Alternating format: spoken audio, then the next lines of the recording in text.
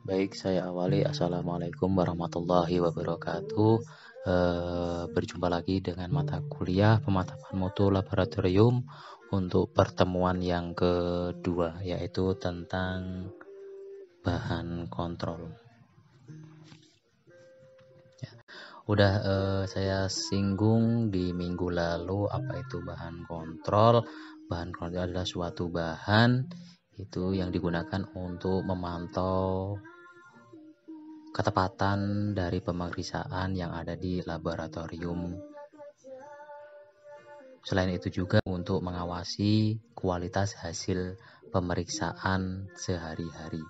Ya, itulah bahan kontrol. Nah, udah saya jelaskan minggu kemarin, bahan kontrol itu ada yang dibuat sendiri dan ada juga yang dari pabrikan. Ya, seperti itu. Baik, langsung saja kita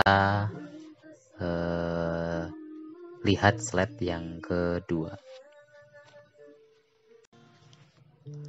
Baik, pada pertemuan kedua ini tentang bahan kontrol yang akan kita bahas diantaranya itu definisi dari bahan kontrol, kemudian jenis bahan kontrol, kemudian persyaratan dari bahan kontrol, kemudian penggunaan bahan kontrol, kemudian stabilitas dari bahan kontrol tersebut, dan yang terakhir adalah bagaimana penyimpanan dari bahan kontrol. Nah, di sini ada 6 pembahasan yang harus kita bahas tentang bahan kontrol. Saya lanjut ke slide yang ketiga. Baik, untuk pembahasan yang pertama yaitu definisi dari bahan kontrol. Jadi bahan kontrol adalah bahan yang digunakan untuk memantau ketepatan suatu pemeriksaan di laboratorium atau untuk mengawasi kualitas hasil pemeriksaan sehari-hari. Ini menurut Departemen Kesehatan tahun 2013. Jadi bahan kontrol ini digunakan untuk memantau pemeriksaan yang ada di laboratorium kita. Selain itu, untuk mengawasi kualitas dari hasil pemeriksaan kita sehari-hari, ya.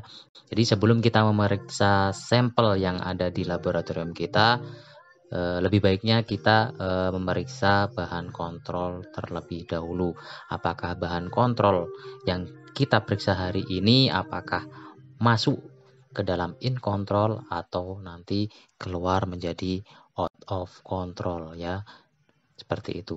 Apabila pemeriksaan bahan kontrol pada hari ini keluar dari out of control, berarti untuk pemeriksaan hari ini kita tunda terlebih dahulu. Kita cari kenapa sih bahan kontrol yang harusnya itu in control atau masuk di dalam kontrol, tetapi ini malah keluar. Jadi kita harus menganalisis apakah ini yang terjadi, apakah human error ataukah kesalahan sistematik atau kesalahan random, seperti itu. Kita harus menganalisis sebelum nanti kita melanjutkan ke dalam sampel yang akan kita periksa, seperti itu.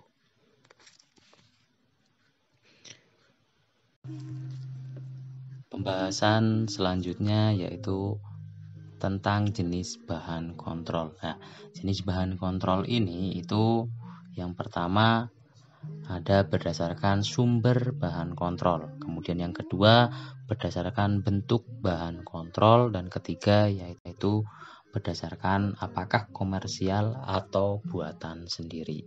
Ya, di sini akan kita bahas satu persatu. Yang pertama adalah sumber bahan kontrol. Ya, ditinjau dari sumbernya, bahan kontrol dapat berasal dari manusia, hewan, atau bahan kimia murni. Ya. Jadi kalau kita lihat dari sumber bahan kontrol itu, bahan kontrol bisa kita dapatkan dari spesimen manusia itu sendiri, atau mungkin dari serum hewan, dan yang terakhir dari bahan kimia murni, atau bisa kita katakan sebagai CRM, seperti itu. Kemudian yang kedua yaitu bentuk bahan kontrol. Ya, bentuk bahan kontrol ada bermacam-macam. Ya, ada dalam bentuk cair, kemudian dalam bentuk padat bubuk atau leofilisat, dan dalam bentuk strip. Ya, bahan kontrol bentuk padat atau bubuk atau strip harus dilarutkan terlebih dahulu sebelum digunakan.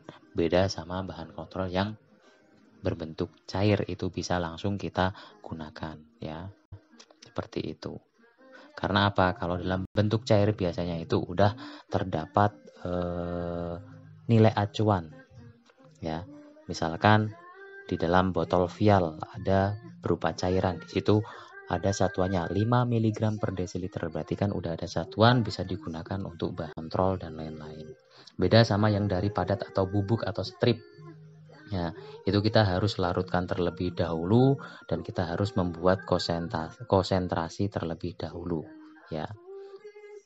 Baik itu dalam bentuk persen atau ppm atau mungkin yang lainnya. Pada intinya kalau dalam bentuk serbuk atau strip itu harus kita larutkan terlebih dahulu sebelum kita gunakan, seperti itu.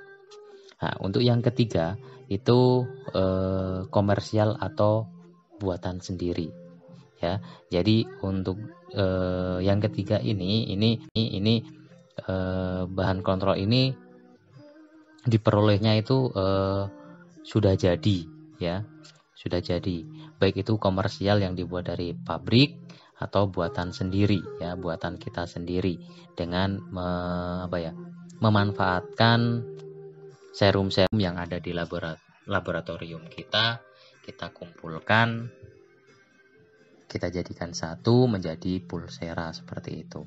Tapi tidak menutup kemungkinan pulsera juga harus memenuhi persyaratan, ya. Tidak boleh hemolisis, lipemik dan lain-lain, dan tidak boleh yang serum-serum yang infeksius atau mungkin ada HIV, AIDS dan lain sebagainya, itu tidak boleh digunakan sebagai bahan kontrol, seperti itu.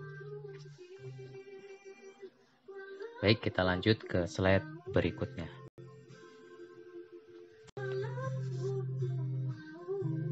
Slide berikutnya yaitu kita bahas tentang bahan kontrol komersial atau buatan sendiri. Baik, untuk yang bahan kontrol komersial, yaitu bahan kontrol komersial ada dua, yaitu bahan kontrol unassayed dan yang kedua adalah bahan kontrol assayed, ya. Ya, kita bahas satu-satu. Untuk bahan kontrol yang unassayed itu merupakan bahan kontrol yang tidak mempunyai nilai rujukan, ya, sebagai tolok ukur, ya. Nilai rujukan ini dapat diperoleh setelah dilakukan periode pemeriksaan pendahuluan. Biasanya dibuat kadar normal atau abnormal, ya. Nah, kebaikan bahan kontrol jenis ini itu biasanya lebih tahan lama, ya. Bisa digunakan untuk semua tes atau semua pengujian yang ada di laboratorium, misalkan yang berhubungan dengan spesimen manusia, ya. Tidak perlu membuat sendiri karena biasanya dibuat oleh pabrik karena dia bentuk komersial, seperti itu, ya. Kekurangannya kadang-kadang ada variasi dari botol ke botol, kemudian ada kesalahan pada rekonstitusi. Nah, ini contohnya gini, ya. Kekurangan yang pertama adalah kadang-kadang ada variasi dari botol ke botol. Nah, antara botol satunya itu biasanya berbeda, ya. Walaupun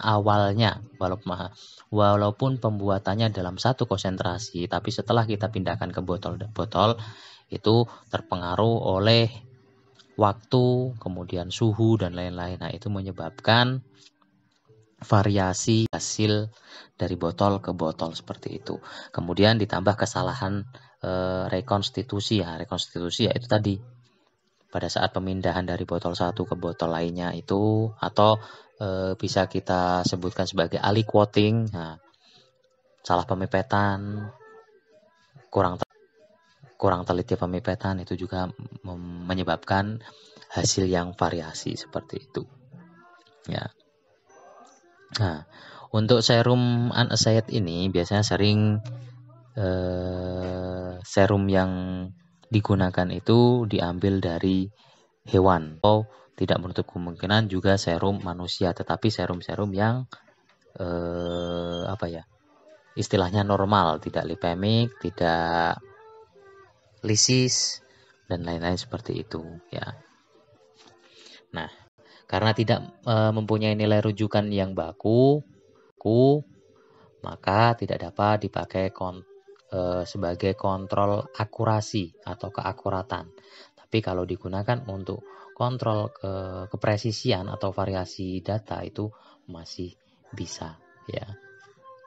Jadi kelemahan untuk unassigned ini tidak memiliki nilai acuan atau tidak mempunyai nilai target, sehingga tidak bisa kita gunakan untuk uji akurasi, tetapi masih bisa kita gunakan untuk uji presisi. Nah, seperti itu.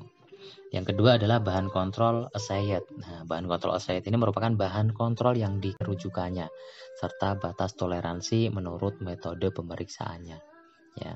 Nah, harga bahan kontrol ini lebih mahal. Ya, lebih mahal karena apa? Dia mempunyai nilai rujukan. Berarti sebelum kita keluarkan, sebelum kita perjualbelikan, bahan kontrol itu udah melalui pengujian terlebih dahulu.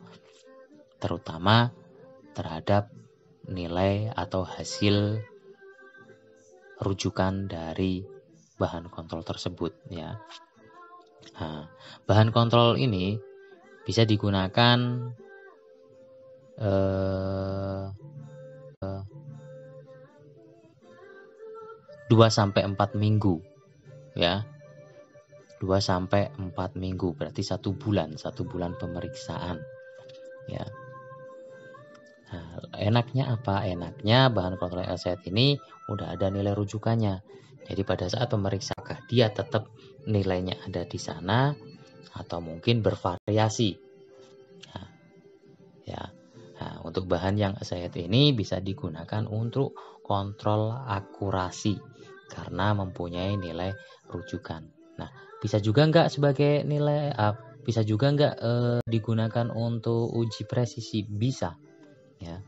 Jadi yang assigned ini dia udah mempunyai nilai rujukan, jadi bisa digunakan untuk uji akurasi, begitu juga bisa digunakan untuk uji presisi seperti unassigned juga seperti itu ya.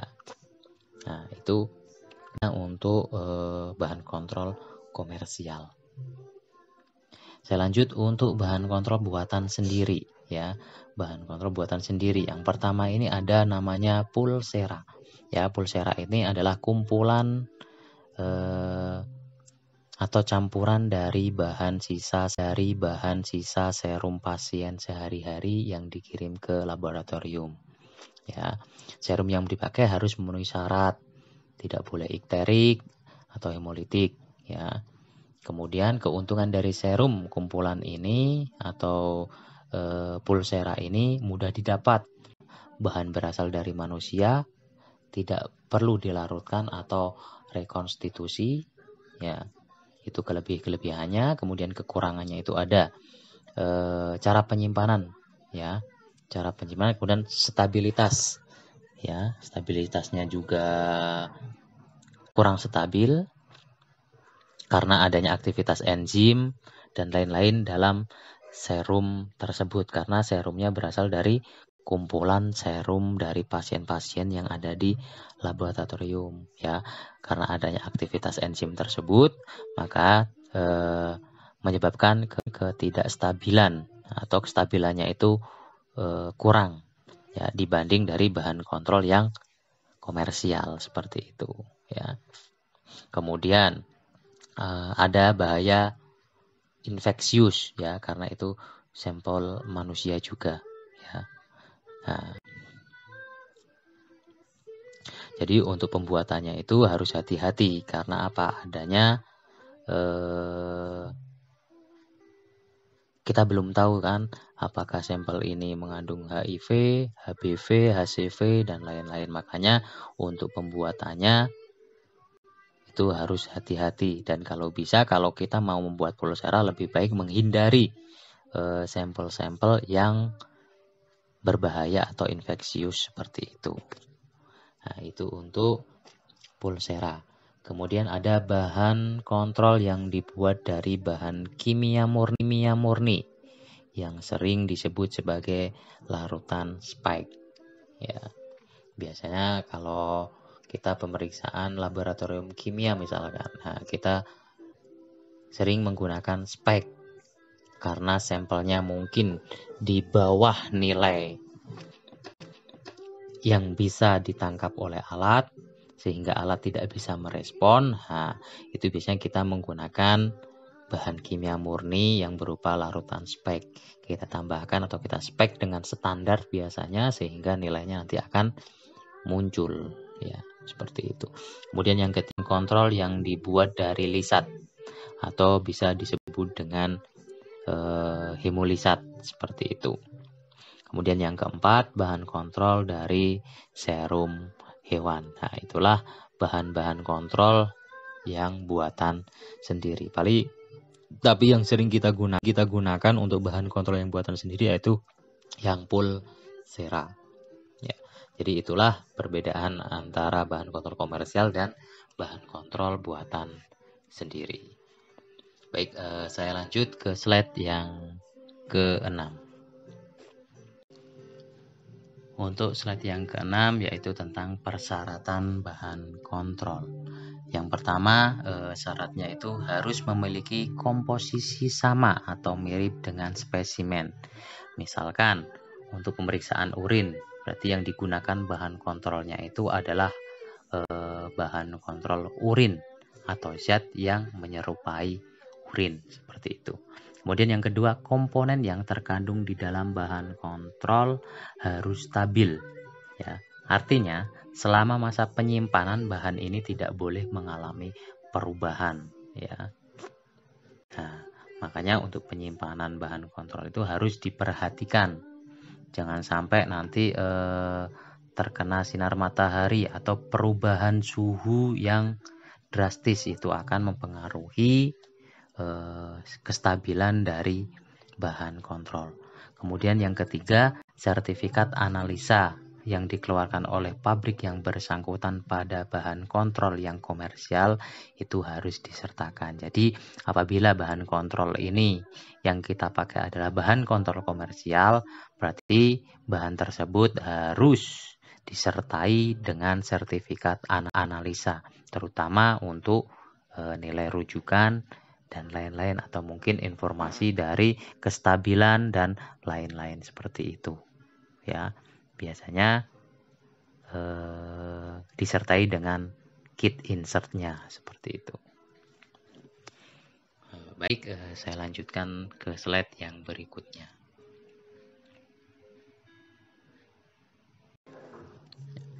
Pembahasan berikutnya yaitu tentang penggunaan bahan kontrol. Ya, jadi bahan kontrol yang dibuat dari bahan kimia murni banyak dipakai pada pemeriksaan kimia lingkungan. Selain itu, digunakan pada bidang kimia analitik dan urinalisa. Kemudian yang kedua, pulsera, ya, dan leofilisat banyak digunakan di bidang kimia klinik dan imun serologi. Kemudian yang ketiga, bahan kontrol assayed digunakan uji ketepatan dan ketelitian pemeriksaan. Kemudian uji kualitas reagen, uji kualitas alat, dan uji kualitas metode pemeriksaan. Jadi bahan kontrol assayed yang dari pabrik yang ada nilai rujukannya ini bisa digunakan sebagai uji ketepatan dan ketelitian, yaitu presisi akurasi. Kemudian bisa kita gunakan untuk uji kualitas reagen, apakah reagen ini masih bagus atau tidak. Nah, itu bisa kita uji menggunakan bahan kontrol assayed yang dari pabrik ini. Kemudian uji kualitas alat dan uji kualitas metode pemeriksaan. Nah, jadi untuk bahan kontrol ini bisa digunakan untuk pengujian alat, apakah alat kita error, apakah alat kita masih bagus, itu bisa diuji menggunakan bahan kontrol yang ada nilai rujukannya. Kemudian digunakan untuk uji metode juga, jadi bisa kita gunakan untuk pengujian validasi suatu metode, seperti itu untuk bahan kontrol. Kemudian yang ke bahan kontrol yang assayed. Kemudian yang keempat itu bahan kontrol unassayed. digunakan untuk uji ketelitian suatu pemeriksaan. Jadi untuk bahan kontrol yang unassayed ini digunakan untuk uji ketelitian suatu pemeriksaannya. Ya, jadi misalkan pemeriksaan satu bahan kita uji berkali-kali, apakah hasilnya sama atau bervariasi, dan apakah kalau bervariasi ini bervariasi atau gejloknya itu banyak atau sedikit. Ya, seperti itu untuk bahan kontrol yang unassayed. Baik, saya lanjut ke slide yang ke-8.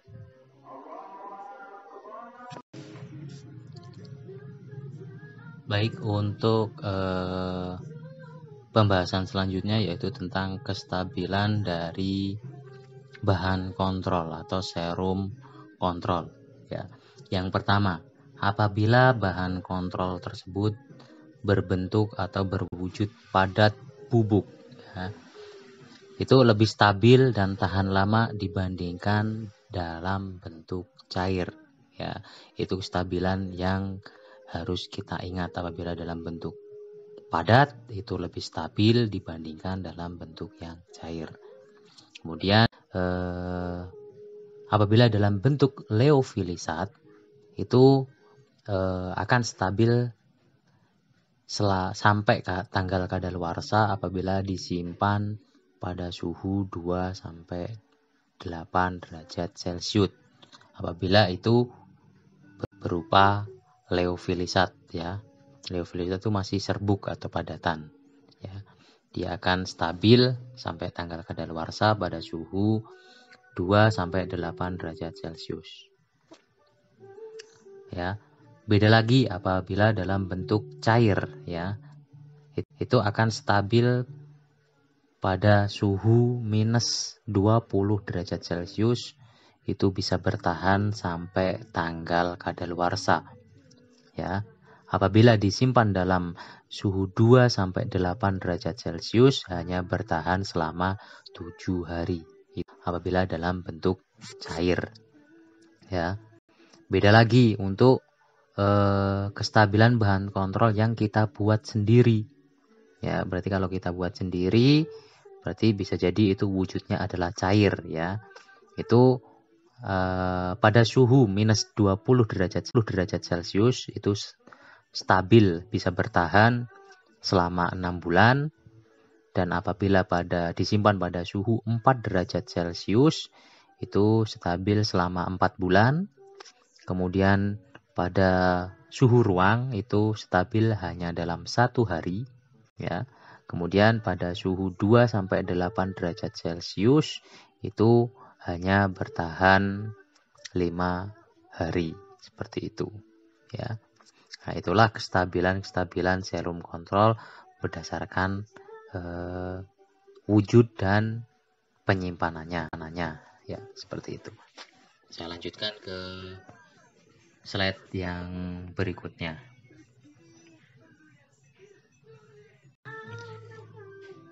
Itu pembahasan yang terakhir tentang penyimpanan serum kontrol atau penyimpanan bahan kontrol.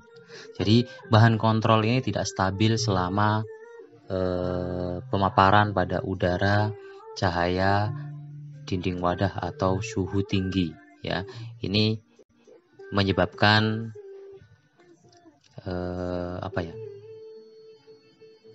menyebabkan kenapa hemolisat harus diawetkan dalam penyimpanan lemari pendingin, seperti itu. Lemari pembeku, ya. Mungkin wadahnya juga harus wadah coklat biar tidak terpapar oleh sinar, ya. Ya, bahan kontrol itu harus dilindungi terhadap setiap pengaruh, baik itu pengaruh kimia, fisika, dan mekanik yang menyebabkan perubahan dalam sampel, ya. Jadi atau perubahan dalam bahan kontrol tersebut. Jadi sampel yang mudah rusak itu hendaknya disimpan dengan cara dibekukan, ya. Karena apa? Dengan keadaan beku, mikroorganisme itu dalam keadaan tidur. ya. Beda sama kalau dalam keadaan cair atau mungkin dalam suhu ruang. Mungkin mikroorganisme yang ada di dalam bahan kontrol atau serum kontrol kita itu bisa melakukan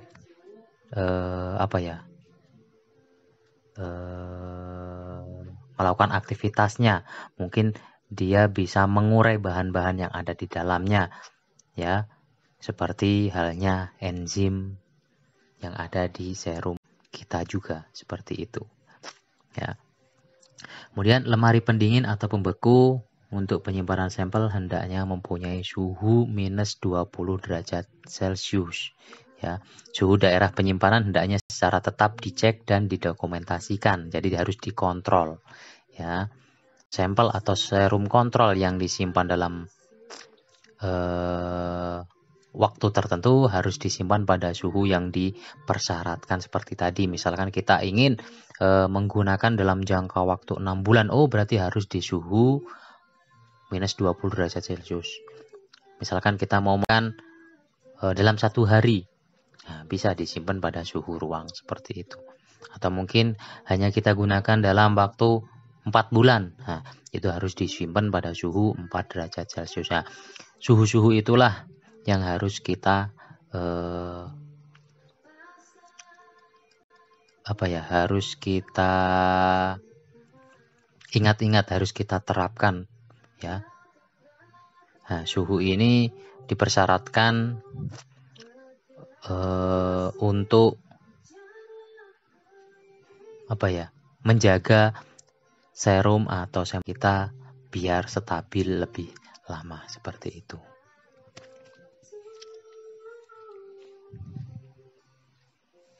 Baik, ini pembahasan yang terakhir dari bahan kontrol. Saya lanjut untuk slide yang terakhir.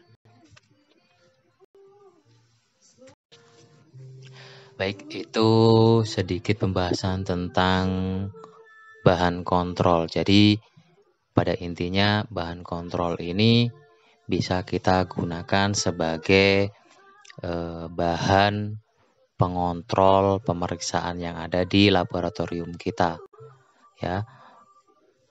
Bisa kita gunakan sebagai kontrol harian, bisa kita gunakan untuk menguji keakuratan, kepresisian dari pemeriksaan kita, bisa kita gunakan untuk menguji metode yang ada di laboratorium kita, bahkan sampai ke alat yang kita gunakan, ya. Kalau alat nanti hubungannya dengan ketepatan, kemudian kepekaan dari alat. Mungkin bisa sampai kita mendeteksi menggunakan kadar terkecil. Apakah alat kita bisa mendeteksi dengan sampel yang kecil, atau mungkin ada batasnya dari alat kita bisa menguji sampel kita seperti itu. Ya, itulah fungsi-fungsi dari bahan kontrol. Baik, saya cukupkan untuk pertemuan hari ini. Saya akhiri. Wassalamualaikum warahmatullahi wabarakatuh. Sampai jumpa di pertemuan berikutnya.